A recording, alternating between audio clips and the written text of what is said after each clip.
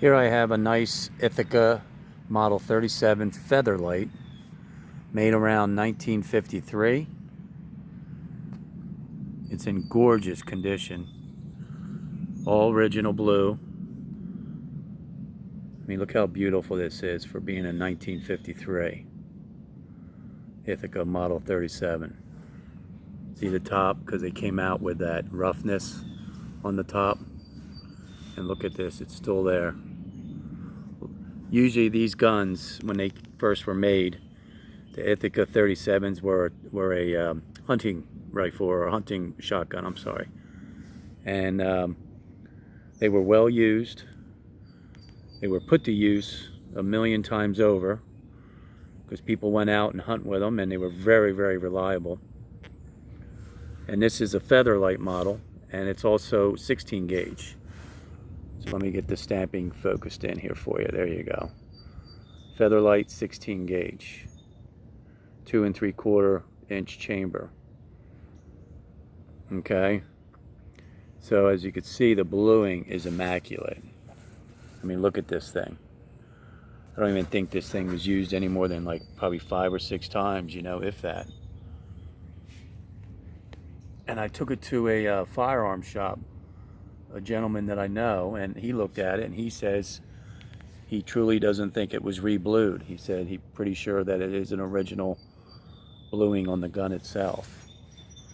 So he looked all over. I mean, even the screws are perfect. He goes, you look at the screws, they're not even messed with.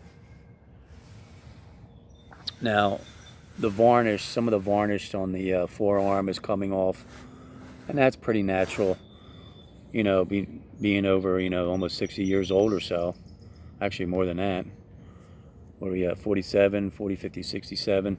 67 years old, this shotgun.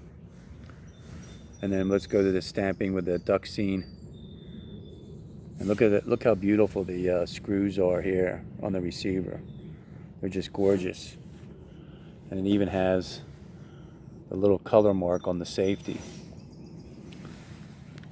And the checkering is really nice on the stock here. Again, just some of the bluing, or some of the varnish is lightly coming off. Let me try to turn it around here for you. I don't know if I can do this. Alright, there we go. I'll just put it like this for here and hold it up for now.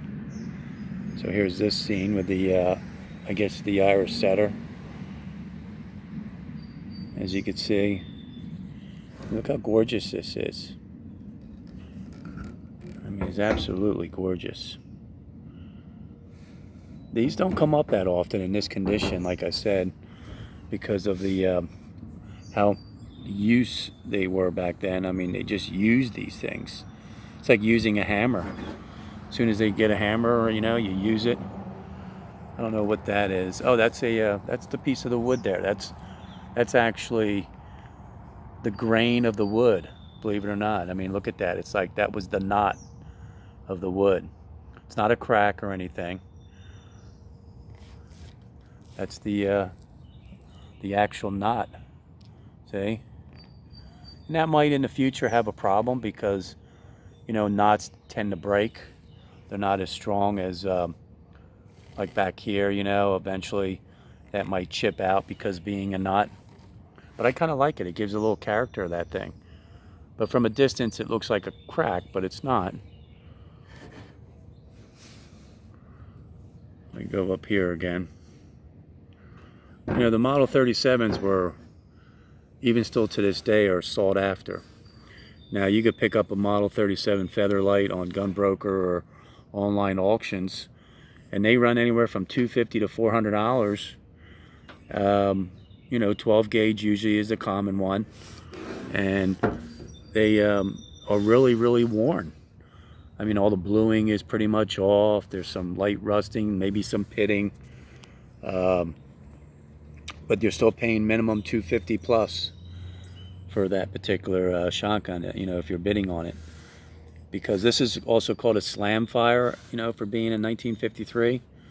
So you could hold the trigger down, and then as soon as you hold the trigger down and pump your shells in, it will just fire the shell each time as you're pumping. So it is a slam fire. They did have riot versions of the Model 37 during Vietnam War, I believe. But other than that, it's beautiful.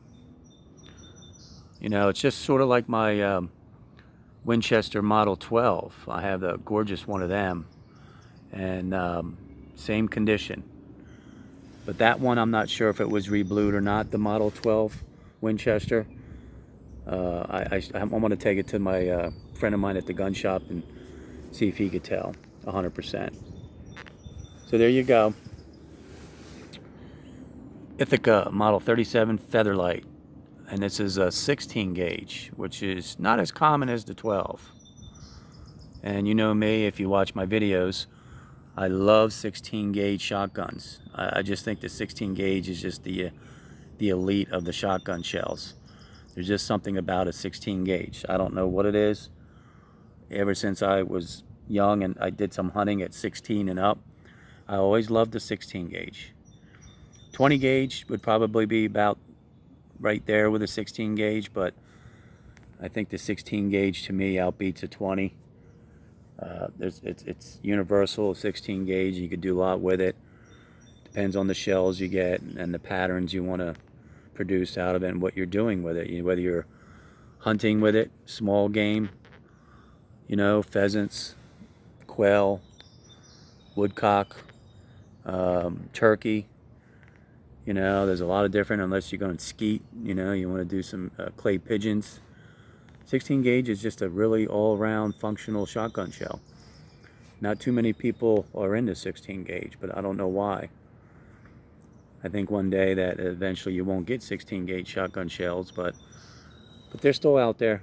They're still there. All right, well, I'm glad to show my Ithaca Model 37 Featherlight off in this condition, because it's something to see. Let me just turn it around here. I wish you guys could see it in person, because it's more beautiful in person than on camera. I mean, it's a deep, nice blue, original blue finish. So, I mean, look at that. So there you go. Hope you enjoyed it. Stay safe in this pandemic, horrible time. And I'll produce some more videos of some different firearms that I got in the past that I think you'll like. So